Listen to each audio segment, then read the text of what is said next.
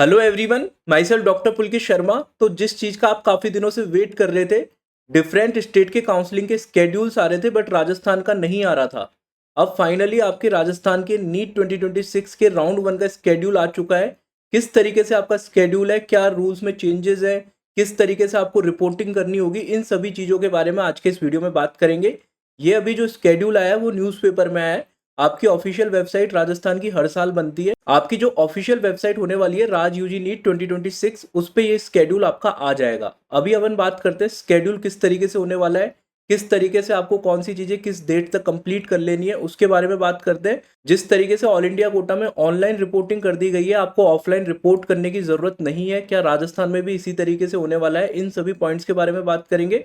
साथ ही मैं आपको बाद में बताऊंगा कि राजस्थान की राउंड वन का कट ऑफ क्या हो सकता है, एक्सपेक्टेड कितने रैंक पे आपको राजस्थान के राउंड वन में कॉलेज मिल सकता है। गवर्नमेंट सीट्स की कट ऑफ के बारे में भी मैं बात करूंगा और सेमी गवर्नमेंट की जो सीट्स होती है, पेमेंट सीट्स होती है, उनके बारे में भी बात करूंगा। कैटेगरी वाइज क्या कट ऑफ आप एक्सपेक्ट कर सकते हो राउंड वन में, उसके बारे में बात करेंगे। सबसे पहले मैं आपको स्केड्यूल के बारे में बता देता हूँ, स्केड्यूल के हिसाब से कैसे कैसे क्या होने वाला है। सबसे पहले जो आपका एप्लीकेशन फॉर्म है, एप्लीकेशन फॉर्म ये चीज आप याद रखना, आपके दो पार्ट में भरा जाएगा। पार्ट वन और पार्ट टू, दो पार्ट में आपका एप्लीकेशन फॉर्म फिल होगा। काफी सारे स्टूडेंट्स क्या करते हैं, सिर्फ पार्ट वन फिल करके छोड़ देते हैं। आपको दोनों पार्ट फिल करने होते हैं अगर आपको अपना रजिस्ट्रेशन करना है तो रजिस्ट्रेशन आपके 12 तारीख से स्टार्ट हो जाएंगे। ठीक है। आपकी जो प्रोविजनल सीट मैट्रिक्स है, कितनी सीटें हैं किस कॉलेज में किस कैटेगरी में, वो आपका 13 तारीख को आ जाएगा। ठीक है, 13 अगस्त को आपका ये पब्लिश हो जाएगा। Last date of depositing the application form और registration fees at the website, ये आपकी होने वाली है 17 तारीख। 17 तारीख तक आप जो पार्ट वन है और पार्ट टू है उसको फिल कर सकते हो, और ये 17 अगस्त तक आप कंप्लीट कर सकते हो।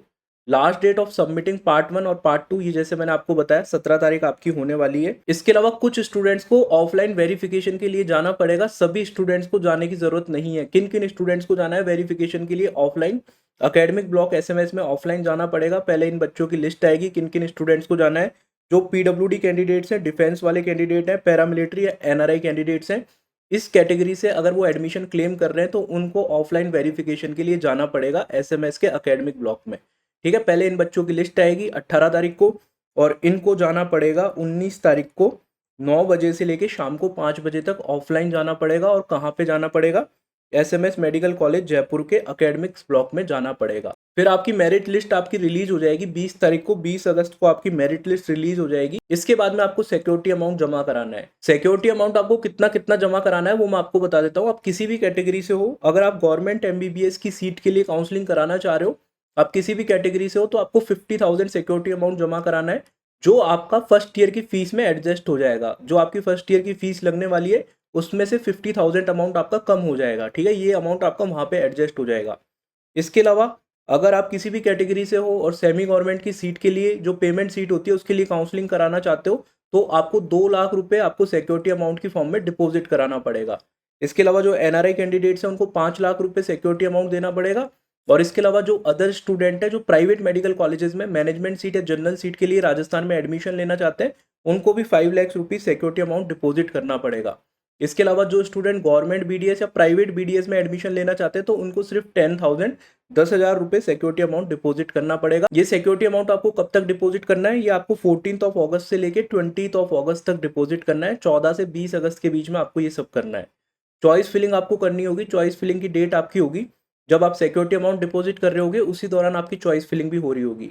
ठीक है, आपकी 14 तारीख से लेके और 20 तारीख तक आपकी चॉइस फिलिंग होगी। चॉइस फिलिंग में आपको ऑटो लॉक का ऑप्शन मिल जाता है। किसी कारणवश अगर आप चॉइस लॉक नहीं कर पाते तो आपकी चॉइसेस ऑटो लॉक हो जाएंगी। इसके बाद में जो आपने फॉर्म फिल करा है, चॉइस फिलिंग करिए, ऑटो लॉक होने के बाद में या फिर आपने खुद से लॉक करने के बाद में उसका प्रिंट आप कब निकाल सकते हो, वो 21 तारीख से लेके 27 तारीख के बीच में आप निकाल सकते हो। फाइनली आपको मेडिकल कॉलेज कब मिलेगा, आपको जो फाइनल मेडिकल कॉलेज का अलॉटमेंट आने वाला है, फर्स्ट राउंड में आपको कौन सी सीट मिली है, ये आपको कब पता चलेगा, ये आपको 22 अगस्त को पता लग जाएगा। ठीक है, printing of allotment letter online, जो आपका अलॉटमेंट लेटर है कॉलेज मिलने के बाद में, वो आपका प्रिंट हो जाएगा 23 तारीख से 27 तारीख तक आप प्रिंट कर सकते हो। इसके बाद में आपको फर्स्ट ईयर की जो फीस जमा करानी है वो 23 तारीख से 27 तारीख के बीच में जमा करानी है।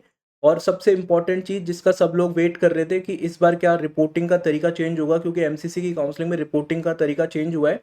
आपकी ऑनलाइन रिपोर्टिंग हो गई है। क्या राजस्थान में भी इसी तरीके का आपको देखने को मिलेगा, तो राजस्थान में ऐसा बिल्कुल भी नहीं है, आपकी ऑफलाइन रिपोर्टिंग होगी। आप देख सकते हो, reporting document submission including prescribed eligibility criteria at the allotted college desk at academic block SMS medical college Jaipur along with the print out of required bond etcetera and 2 copies of application form along the photo copies of all relevant documents. 2 set लेके जाने हैं आपको। तो आपको SMS medical college के academics block में जाना है। आपको कोई भी मेडिकल कॉलेज मिले, जैसे मान लो आपको धौलपुर मेडिकल कॉलेज मिला, तो आपको धौलपुर नहीं जाना है, आपको एसएमएस मेडिकल कॉलेज के एकेडमिक ब्लॉक में जाना है। वहाँ पे हर कॉलेज का काउंटर होगा, ठीक है। वहाँ पे 2-3 फ्लोर है एसएमएस मेडिकल कॉलेज के एकेडमिक्स ब्लॉक में, हर कॉलेज का काउंटर होगा। जो भी कॉलेज आपको अलॉट हुआ है, जैसे धौलपुर मेडिकल कॉलेज अलॉट हुआ है, तो एसएमएस मेडिकल कॉलेज के एकेडमिक्स ब्लॉक जो जयपुर के अंदर है, वहाँ पे धौलपुर मेडिकल कॉलेज का काउंटर होगा। वहाँ पे आपको जाना है, उस काउंटर पे अपने डॉक्यूमेंट जमा कराने। डॉक्यूमेंट्स कौन कौन से होंगे वो आपके अलॉटमेंट लेटर में मेंशन होंगे। उनकी 2 फोटो कॉपीज आपको लेके जानी है, वो फोटो कॉपीज के आपको सेट जमा कराने, ठीक है। और अलॉटमेंट लेटर की 4 कॉपीज लेके जानी है, जो आपका अलॉटमेंट लेटर मैंने बताया, जो आप डाउनलोड कर सकते हो ऑनलाइन जब आपको सीट मिल जाएगी। ये प्रोसेस आपको कब करनी है? 23 से लेके 27 के बीच में करनी है। 23 को नहीं जाना है, जल्दबाजी में जाओगे वहाँ पे बहुत भीड़ होती है, क्योंकि राजस्थान के सभी कॉलेजेस के बच्चे जिनको राउंड 1 में सीट मिली है, सारे बच्चे भीड़ वहाँ पे इकट्ठा होती है। तो वहाँ पे आपको 23 से 27 के बीच में कभी भी जा सकते हो। पहले दूसरे दिन जाओगे तो ज़्यादा भीड़ देखने को मिलेगी। 25 से थोड़ा सा भीड़ कम होना शुरू हो जाएगी, तो जल्दबाजी नहीं करनी है आपको। इसके बाद में आपके कॉलेजेस कब स्टार्ट होंगे वो आप देख सकते हो। कॉलेजेस आपके 8 सितंबर से 8 सितंबर से शुरू हो जाएंगे। अगर मैं ये सारे पॉइंट्स को कौन सी तारीख को क्या होने वाला है उनको समराइज करके मैं आपको बता देता हूँ। सीट मैट्रिक्स आपका 13 अगस्त को आ जाएगा, ठीक है। रजिस्ट्रेशन की प्रोसेस आपकी 13 से लेके 17 अगस्त के बीच में होने वाली है। मेरिट लिस्ट आपकी 18 तारीख को आ जाएगी, आपको पता लग जाएगा आपके स्टेट में क्या रैंक है। सिक्योरिटी डिपॉजिट आप 14 तारीख से लेके 20 तारीख के बीच में जमा करा सकते हो। चॉइस फिलिंग की बात करें तो वो भी 14 तारीख से 20 तारीख के बीच में है। अलॉटमेंट आपका 22 अगस्त को आ जाएगा। रिपोर्टिंग आपको 23 तारीख से लेके 27 तारीख के बीच में एसएमएस के एकेडमिक्स ब्लॉक में करनी है। कोई सा भी आपको कॉलेज मिले, एसएमएस के एकेडमिक ब्लॉक में आपको जाना है। और जो आपका एकेडमिक सेशन स्टार्ट होगा, जो आपका कॉलेज स्टार्ट होने वाला है, वो 8 सितंबर से होने वाला है। जिन बच्चों को सेकंड राउंड में कॉलेज मिलेगा वो सेकंड राउंड के बाद में ज्वाइन कर सकते हैं, जिनको थर्ड राउंड में मिलेगा थर्ड राउंड के बाद में कर सकते हैं। एज सच कोई प्रॉब्लम नहीं है। अब अपन बात करते हैं राजस्थान के राउंड 1 में कट ऑफ क्या हो सकती है, उसके बारे में बात करते हैं। गवर्नमेंट और सेमी गवर्नमेंट की कट ऑफ कैटेगरी वाइज क्या हो सकती है।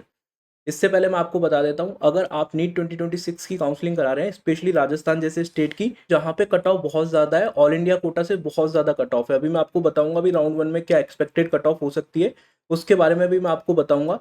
तो ऐसे में आपके लिए काउंसलिंग बहुत कंफ्यूजिंग हो सकती है कि राजस्थान का वेट करें, ऑल इंडिया कोटा में जाएं। ऑल इंडिया कोटा में थोड़े से बेटर कॉलेजेस मिल रहे होते हैं, राजस्थान में उसी रैंक पे थोड़े से नॉर्मल कॉलेजेस मिल रहे होते हैं। तो कैसे all India Kota state quota को अप्रोच करें, राजस्थान में सेमी गवर्नमेंट सीट का वेट करें या फिर किसी और स्टेट में प्राइवेट कॉलेजेस ले, इस तरीके के बहुत सारे कंफ्यूजन आपके पास में हो सकते हैं। तो ऐसे में अगर आपको काउंसलिंग में किसी भी तरीके की हेल्प की रिक्वायरमेंट है, तो आप नीट इन्फो का पर्सनलाइज काउंसलिंग प्रोग्राम ज्वाइन कर सकते हो। कैसे आपको ज्वाइन करना होगा, स्क्रीन पे जो नंबर आपको दिख रहा है, इस पे आपको व्हाट्सएप पे मैसेज करना है 8952089862। इस पे आपको मैसेज करना है। हमारे 3 प्लान्स है गवर्नमेंट और प्राइवेट के लिए, जो आप ज्वाइन कर सकते हो। फीचर्स आप देख सकते हो, सिल्वर प्लान है, गोल्डन प्लान है और प्लेटिनम प्लान है। सिल्वर प्लान में आपको व्हाट्सअप असिस्टेंस मिल जाती है, इन सभी फीचर्स के साथ में आप स्क्रीनशॉट ले सकते हो क्या क्या आपको फीचर्स मिलेंगे। गोल्डन प्लान में आपको कॉलिंग असिस्टेंस मिल जाती है, लास्ट राउंड ऑफ काउंसलिंग तक आपकी कॉल पे डायरेक्टली मेरे से ही बात होगी, किसी और से बात नहीं होगी। प्लेटिनम प्लान की अगर मैं बात करूँ तो प्लेटिनम प्लान में आपको एडिशनल फीचर मिल जाता है, जिसमें आपके जो काउंसलिंग का रजिस्ट्रेशन हो, all India Kota state quota या फिर चॉइस फिलिंग हो पोर्टल पे, all India Kota state quota, वो सारी प्रोसेस हम करते हैं।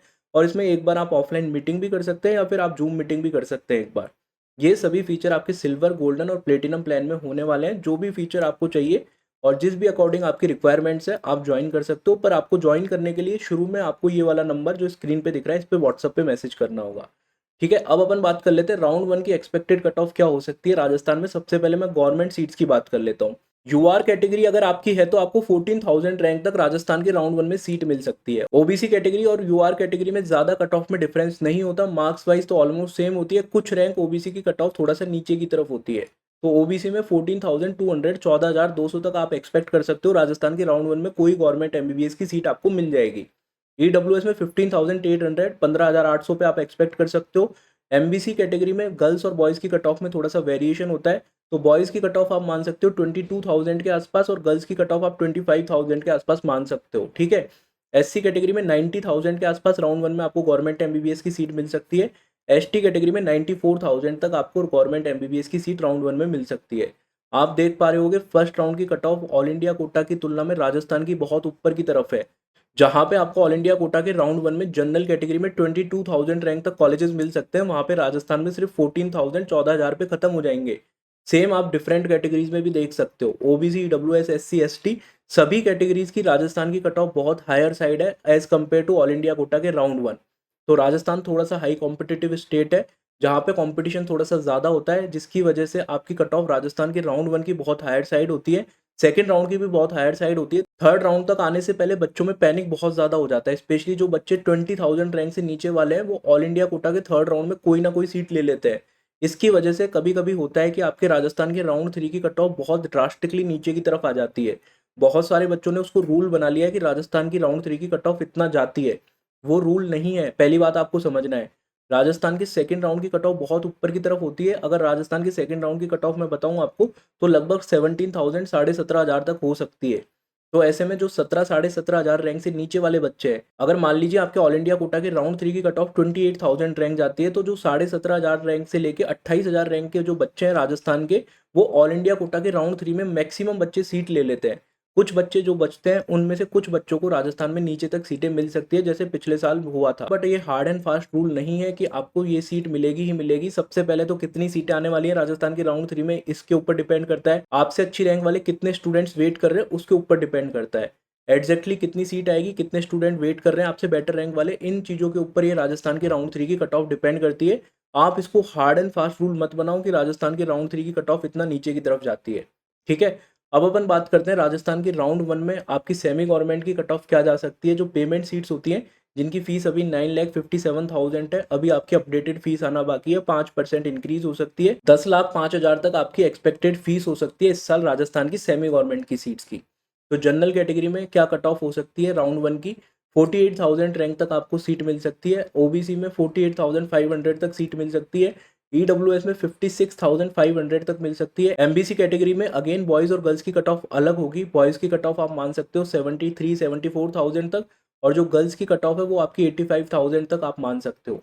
एससी कैटेगरी में 3,30,000 रैंक तक आपको सेमी गवर्नमेंट की सीट मिल सकती है, और एसटी कैटेगरी में आपको 2,50,000 2,50,000 रैंक तक आपको सेमी गवर्नमेंट की सीट मिल सकती है।